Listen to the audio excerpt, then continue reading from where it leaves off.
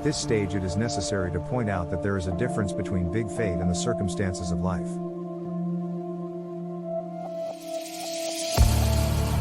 Big fate, as it sometimes is called, antedates this present life, and its cause does not come within the scope of this little book.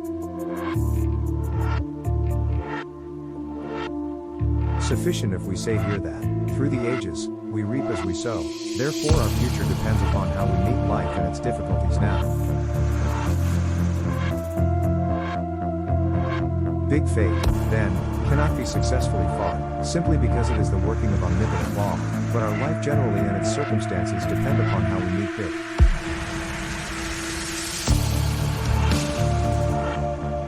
Fate, and how we recover from it.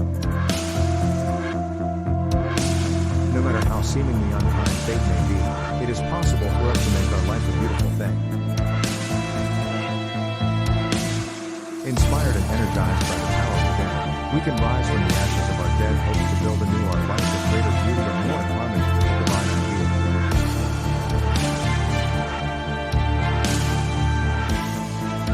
In addition to the fate or future which every thought and action build, there is, behind all evolution, a gigantic plan. This wonderful plan that embraces all, from the stupendous conception of a limitless universe down to the smallest electron, is being worked out through the ages with absolute precision.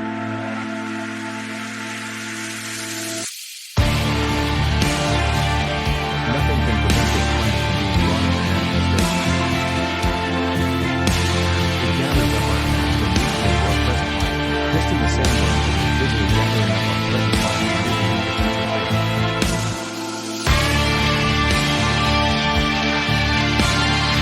It works it all into the big plan, somehow.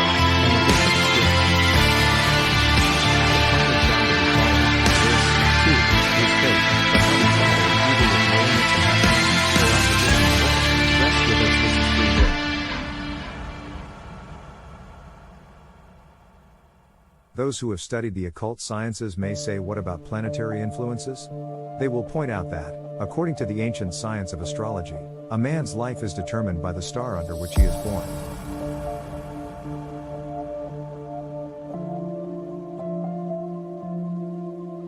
This is true, if he gives in to the influences around his path.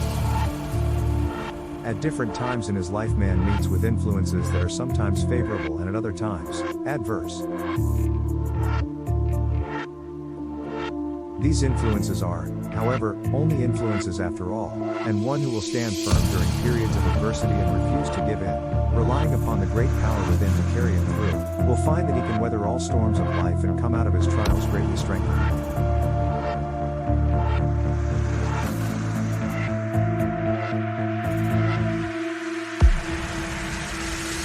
He cannot prevent these influences from coming around his path of life, but he can rise superior to them.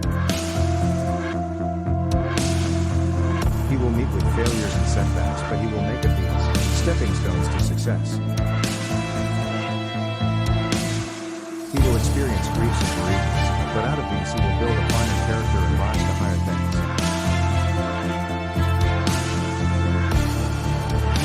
One, however, who gives in to these things, refusing to rise again and reconstruct his life, condemns himself to further suffering, thus making utter shipwreck of his life.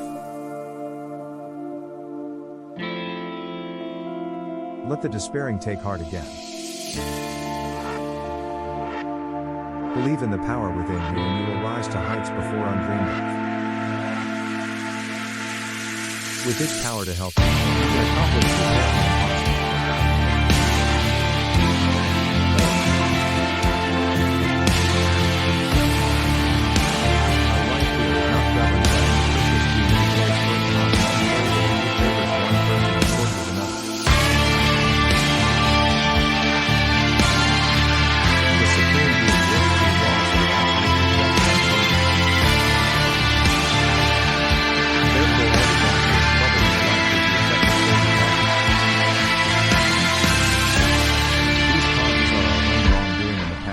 Which set in motion forces, against which the power and wit and wisdom of man are powerless.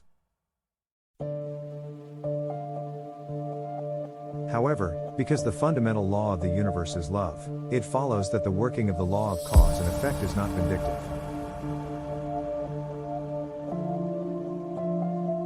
Its object is our highest good, viz., to bring us into union with the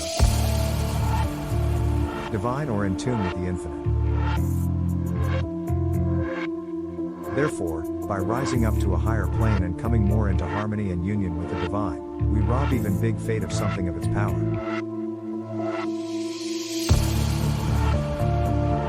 We cannot oppose it, for by so doing we fight against omnipotence, but we can forestall it by doing willingly, and of our own accord, that very thing which experience comes to teach us.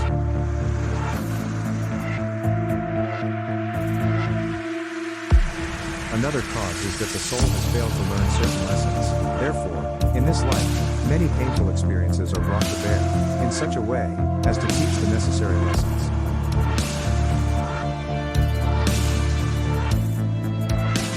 The lessons are, however, learnt only if painful or unpleasant experiences are met in the right way. So long as man believes that he is unjustly treated by fate and that he does not deserve what life metes out to him, he intensifies his troubles, both now and hereafter, through not learning the lessons that life desires to teach.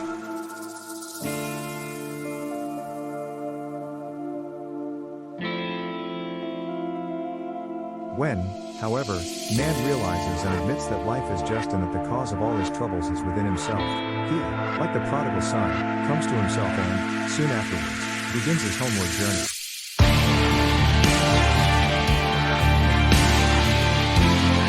Yet another cause is that soul is deficient in character. Strength and stability of character can be built up through the soul being troubled and difficult.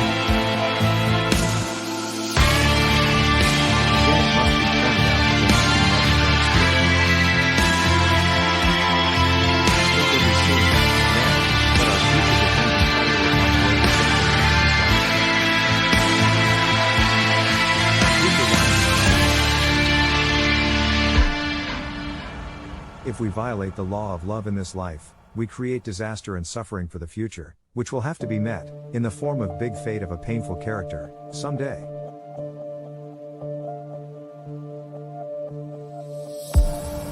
Therefore, by right thinking and right doing now, we not only ameliorate conditions in this life, but we also create a future that will be more harmonious and freer than anything we have experienced hitherto.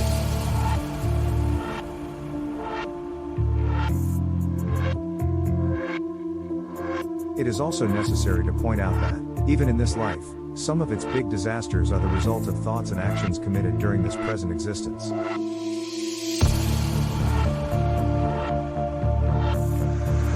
A youth or young man may commit a folly that brings, in after life, a terrible retribution. Or he may do another man a grievous wrong and years afterwards someone else does the same wrong to him.